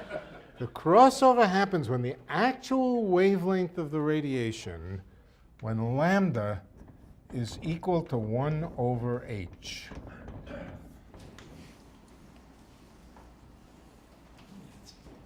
Does that mean anything to anybody here? What is a distance which is 1 over the Hubble constant? It's actually probably, there's a speed of light in there, but we've set the speed of light equal to 1, and we'll continue to do so. Lambda is equal to 1 over H. Does that ring a bell? Okay, let me remind you what. Is that where the expansion is faster than the speed? That's where the expansion reaches the speed of light. Let's just check that. Hubble constant is defined so that distance is equal to so that velocity is Hubble constant times distance, right? That was a good old definition of the Hubble constant. Okay. Where, at what distance does the velocity go to the speed of light? That's when 1, the speed of light in our units, is equal to h times d. Or in other words, d equals 1 over h. That's the significance of h, if you like. d equals 1 over h, either d or h, is the distance out to the point where things are receding at the speed of light. You can call it the horizon, if you like. It's the distance usually called the Hubble the Hubble distance or the Hubble horizon. So what have we found here? We found that for each wave, here's the picture. You have a wave propagating. Let's put some meter sticks down here. These are meter sticks. They're not expanding with the background, but the wave is expanding. It started out with a small wavelength, and the expansion of the universe just expanded it. As the universe stretched, it began to stretch until its wavelength was equal, well, until its wavelength was equal to about a horizon size. Now, is this horizon size that we're talking about 10 billion light years? No, because we're talking about during inflation. During inflation, the expansion was so fast, the Hubble constant was so big that the Hubble horizon was a tiny microscopic size. But still, think about it as the horizon size of the universe at that time. It was expanding extremely rapidly with a very large Hubble constant. And therefore, this wavelength was a microscopic wavelength, but still it played the role of the horizon size at that time. And each time a wave that might have been present grows to the size that it is equal to this Hubble horizon size, then it freezes. Then it goes from oscillation to overdamped, and it gets it even a little bit bigger, and it stops oscillating altogether. It stops oscillating altogether because as the wave expands, the restoring force here, where's the restoring force? Here it is. The restoring force goes to zero. Okay? So that's the picture, that if you had an ambient population of waves, the waves would stretch until the wavelength got to be the size of the horizon, and when it got to the size of the horizon, it freezes. It no longer undergoes oscillations, it's just frozen there. All right, now, each one of these waves gets stretched. If there's only a certain population of them, eventually they'll all get stretched so much that they all just get the field becomes uniform. Unless there is a source of new waves. Imagine now that as the waves stretch and become larger than the horizon, new waves come to take their place. I'll tell you in a moment where the new waves come from. New waves come to take their place so that as everything expands, a population of waves keeps getting created, and they get created with short wavelength. They begin life with short wavelength. They stretch, and eventually they reach the horizon size. They become frozen. Okay, where do these new waves come from? They come from the vacuum fluctuations. They're always, at every wavelength, let's say a wavelength of 1/10 of a centimeter, they're there. That wave then expands, stretches, gets frozen. But a new vacuum fluctuation is still there. That new vacuum fluctuation, which is still oscillating, but at smaller wavelength, expands, gets stretched, freezes. Then the next one comes, expands, freezes. The result is a population of waves that keeps coming in, and eventually leads to a picture where the field profile in space, the frozen field, the one that's not oscillating violently, the one that's not averaging to zero, consists of sums of waves of one wavelength, another wavelength, another wavelength, another wavelength, and the whole thing just makes a kind of random pattern of field. It's not really random.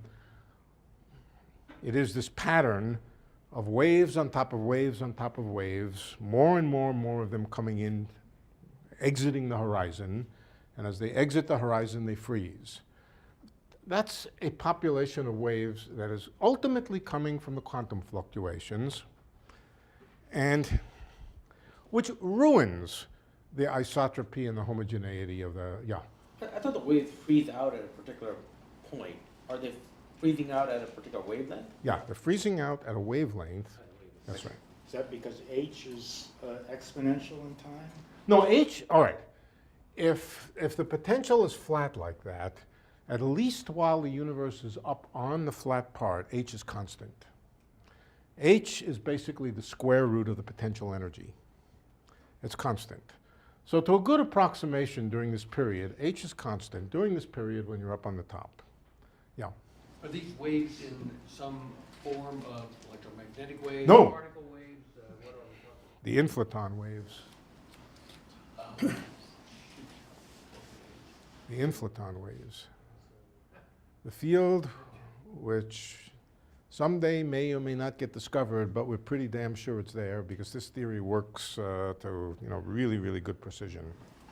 Is there a continuum of wavelengths? Or Yes. is it more There's a continuum of wavelengths. That's right. There's a continuum of So wavelengths. it's steps? It's not continually varying? No, it's not. It's continually varying. It's continually varying, and if you really want to work out the details of what the shape looks like, you have to do a Fourier integral. The field is described by a Fourier integral, which is a continuous sum of waves, and each wave undergoes this process. So is that continuousness due to an infinite universe, or if it's finite, don't you have only solutions, only discrete solutions? You know, Yeah, yeah. If the universe was finite, you would have only a discrete collection. That's right. Yeah, yeah. However, they would be so closely spaced that yeah, no, that's true. Right. So this can be thought of as the picture for an infinite universe. Yeah. And it keeps pumping and pumping and pumping these short wavelengths in. They undergo this transition and then come out the other side frozen. Every time a wave gets to be of the Hubble length, it freezes. Another one comes and takes its place, not in the discrete sense, but in the continuous sense. And so the waves are sitting there in the universe of all different sizes, shapes, and orientations. Now, all of this takes place on top of something else which is going on. Very slowly but gradually, the field is sliding down this potential. That's classical, purely classical motion, just sliding down exactly as if none of this quantum fluctuation were there. On top of that, there's this quantum fluctuation noise. It's almost white noise. It's not white noise, but it's some kind of noise. Some kind of noisy, random fluctuations that keep populating and sitting on top of the classical motion. Now, none of this fluctuation is very strong, in fact. It's all quantum mechanical in nature. That means it has h-bars in front of it. It's a tiny effect. It's not a big effect. It's certainly in itself, the energy stored in these waves is not enough to explain the variations in energy density across the universe. Something else, I think we have time to just barely finish this discussion. So something else is going on, and what's going on has to do with as you slide down there and go over the edge. Okay, so let's talk about what happens when you slide down and go over the edge, and something rather dramatic actually happens. Let's first ignore the noise and suppose the entire universe simultaneously goes over the edge. Let's draw that. The horizontal axis here is phi, and the vertical axis is space. Not used to drawing space being vertical. Here's space. One-dimensional space, but use your imagination to put in a couple of more dimensions. At any given instant of time in that picture, the field phi has a certain value, and if we ignore the quantum noise, the value is the same at every position. It's just a field with a constant value, and that constant value is slowly sliding down the hill. All right, so at every x at any given time, let's say at a certain time, the field has a certain value. There it is. This is the value of the field at time t1. Let's put over here, here's the cliff. The cliff I'll represent this way. That's the cliff where you fall over the edge. What happens as time goes on? As time goes on, the universe rides slowly, slowly down that hill. So it moves from here to here to here until it gets to the edge. And when it gets to the edge, it all falls off the edge. What happens to the potential energy up there? It turns into particles and heat and other things. What happens to the expansion of the universe? It's less rapid because the energy density is less rapid. And in fact, it's just ordinary particles. It's no longer vacuum energy. It's ordinary particles. And what happens to ordinary particle energies as the universe expands? It dilutes. So after falling off the edge, two things happen. The expansion is no longer exponential, and the energy density dilutes. That's it. That's all. Except not quite. And the reason not quite is this noise. So let's think about the noise. The noise says that from point to point, the field is not the same at every point. It wanders a little bit. So the field at a given time might look, I'm not going to use dotted lines. Dotted lines are a little too hard for this picture. It may have a little bit of waviness into it. That waviness is this composite waviness formed from all of the quantum noise that got frozen. All right, so instead of being a perfectly sharp line here, where at every point of space the field is the same, at different points of space it wanders a little bit. Not much, not enough to account for anything very interesting. Think of the field at different points of space as a bunch of people walking down here, holding hands, trying to keep right parallel to each other until they get to the cliff and then go off the cliff. If they're really good at it, they'll all go off the cliff at the same time. But supposing there's a few who lag a little behind and a few who are a little bit ahead, and then as you go a little further away, a little bit of sloppiness, military sloppiness. Sometime I'll tell you when I was in the ROTC. Let me tell you, we were sloppy. So, right. All right. So they're going down, and the first guy, who happens to be a real hot dog, he's a little ahead of the others, and he goes whoop first. The other ones are left behind, right? And then somebody else goes over the edge, and then somebody else goes over the edge. But when the first guy goes over the edge, that means that this has shifted to a configuration where somebody's gone over the edge here. In that region of space, that defines a little region of space. Let's take that little region of space. What's going on in there? Well, first of all, what's going on in there is you're sliding down the hill. You're heating in there because that energy is being converted to ordinary particles and light and heat. And it's getting diluted because even though the universe may not be exponentially expanding, it's still expanding in a more ordinary way in here. And so the energy density is getting diluted.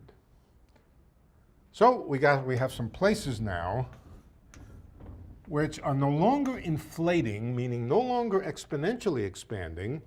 They're expanding more slowly, but the energy density is diluting.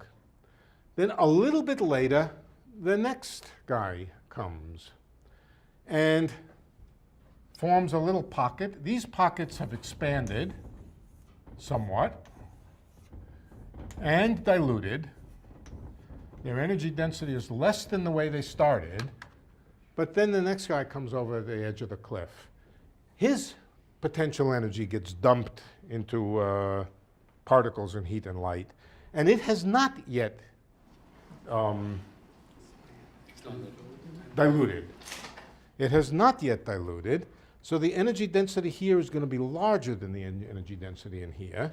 So there'll be some little pockets like this with higher energy density. Then the whole thing will evolve for a while.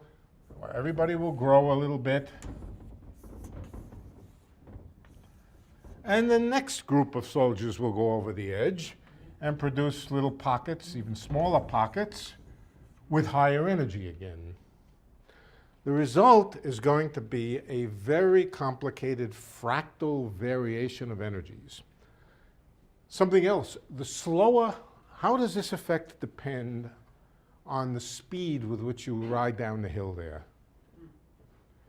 Well, the slower they go, the bigger the effect. Why?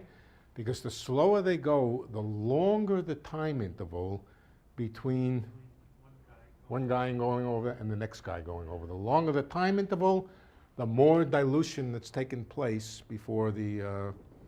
So in fact, the slower phi dot is, the bigger this effect is.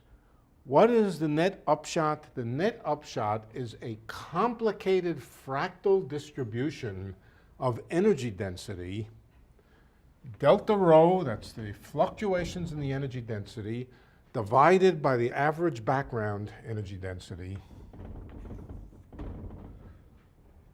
which is present as a consequence of this complicated evolution, but it can be followed.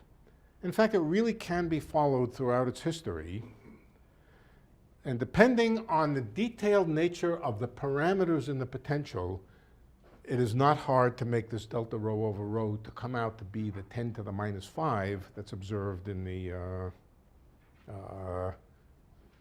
in both the W map and what is needed for a galaxy evolution to form those nice fractal structures that we saw in the sky last time.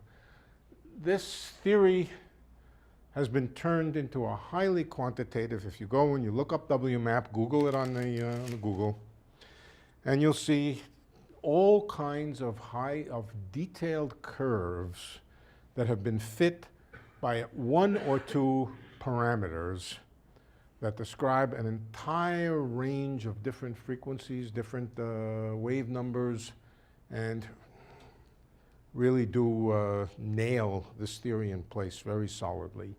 One last point. Okay, so what does all this have to do with the map that we started with, the W map? The W map, which looks like this, with structure here and here. All right. What this process is making is it's making pockets, or what should we call them, blobs. Blobs within blobs, on top of blobs, of all possible sizes, shapes, with a particular characteristic distribution. It's not just totally random. It follows, the distribution does follow from the theory. And variations from point to point in space. Now we put ourselves somewheres. We're over here, and we look out. Remember, when we look out in shells. We look out to different distances at different times. And out at some distance, we see the surface of the place where the universe got opaque, where the radiation, microwave radiation, is coming from, and that's some distance out here. That's what we're seeing when we look at the microwave background. And notice that the shell describing this microwave, the origin of this microwave background, is passing through a variety of different energy densities. Where the energy density is large, let's say there's a large energy density over here, then the photons on their way in will be somewhat redshifted relative to the photons which are coming from a less dense place. The meaning of this is that when we look on the sky at the surface of the last scattering and we see all the structure, we don't see the structure. What we see is the structure projected, not projected, the structure as it exists on the surface of last scattering. That's what this complicated map is. It's seeing exactly that structure. On the other hand, if we come into the interior here, away from the surface of last scattering, we are seeing the density fluctuations, which are the seeds of structure.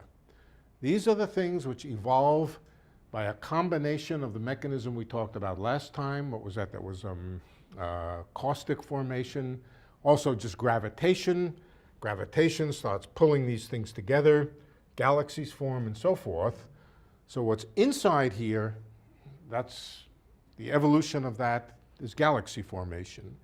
What's on the edge of visibility is the source of the microwave radiation, and that's what we see by WMAP. Yeah. What point in time does that correspond to? I mean, in the age of the universe, what we see today? You know, We see all sorts of things today. I see you. no, but I mean the microwave background. That originated about 13 billion years ago. You mean, when did it form relative to what? Relative to, okay. So we don't see all the way back to time zero because of the Hubble distance. All right, okay, good. We fall off that cliff. The falling off that cliff happened at a very early time, and it was the origin of matter in the universe. The universe expanded. At the same time, we rolled down to the bottom. Everything that we directly measure takes place at the bottom, including the microwave background. Right. The microwave background originated a couple of 100,000 years after we fell off the top of the edge there. The universe cooled a lot. When it fell off the top of that edge there, the scales involved were hugely hot temperatures by our normal standard. The universe had to cool a great deal before it cooled down to the point where the recombination or the electrons and protons formed hydrogen atoms until the universe became transparent. That took a couple of 100,000 years. I forget the exact numbers, roughly 200,000 years. So it's almost all the way back to the beginning. 200,000 years is a very short fractional time. Right. Question? Yeah. The WMAP analysis also produced an anisotropy, a preferred direction. Does that fall out of this? You're talking about the north-south. Yeah. I actually don't know what the situation is now with that, but nobody takes it very seriously. It's thought to be a statistical fluctuation. It's thought to be a statistical fluctuation and not. That Longo's deep sky survey, where he's looked at the spiral galaxies, Yeah. and 7% of them, which is about one chance in a million, also line up with the axis of Eden. Not exactly, but close to it. So that's a separate. Yeah, my understanding, the people who do the statistics of it don't think it's a statistically significant thing. I don't have a strong opinion about it one way or another. The problem is, with the universe, you can't really, certain things you can do statistics with and certain things you can't. For example, consider variations along here. There are small-scale variations. Let's say small-scale variations involving 1/10 of a degree. There are many small-scale variations involving 1/10 of a degree. You can do some statistics on them, and you can ask whether the small-scale variations like this are isotropically distributed. It makes sense to ask, and you can do it because you have many of them. On the other hand, if you think about a large-scale fluctuation, one that looks like a, maybe just an ellipsoidal or they're characterized by multipole moments, a quadrupole moment. There's only one of them. That happened only once. You don't get to do statistics on it. There's only one sample that you can draw out, which is a fluctuation which took place on large scale. So this is said to be cosmic variance constrained, which simply means that you don't get to do statistics on these large-scale variations.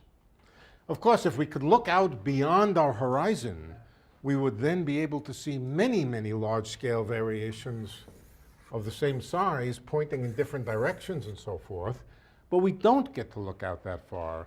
So all we get to see is one sample of what is called a quadrupole moment. The quadrupole moment differs from the average prediction by about a factor of 2. That factor of 2 is believed to be basically the imbalance between the north and southern part of the sky. And I don't know, it would be wonderful if it was something real telling us something. Most likely it's just I think the anomaly is that the dipole, the quadrupole, and the octopole all line up. it's not in the dipole. There is no dipole. Well, the dipole, The quadrupole, the octopole, and the next one should be random, and they're Right. aligned. yeah, look, you'll have to find some expert at the statistics of these fluctuations and find out what they think. Don't go to the press for it. Don't go to even the Scientific American. You have to go to the scientific literature because everybody else will tend to sensationalize it a little bit. On the other hand, it could be something real. The problem is there's no way to tell.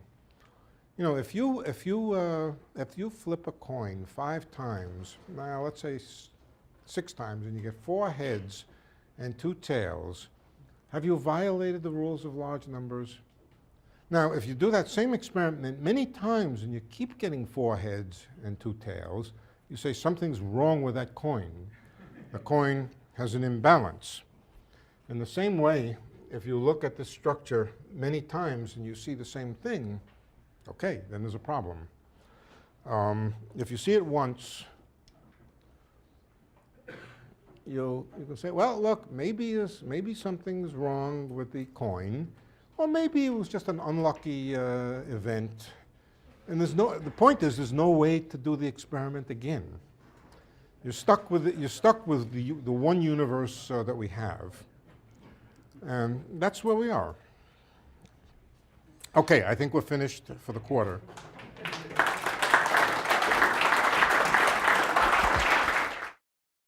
For more, please visit us at stanford.edu.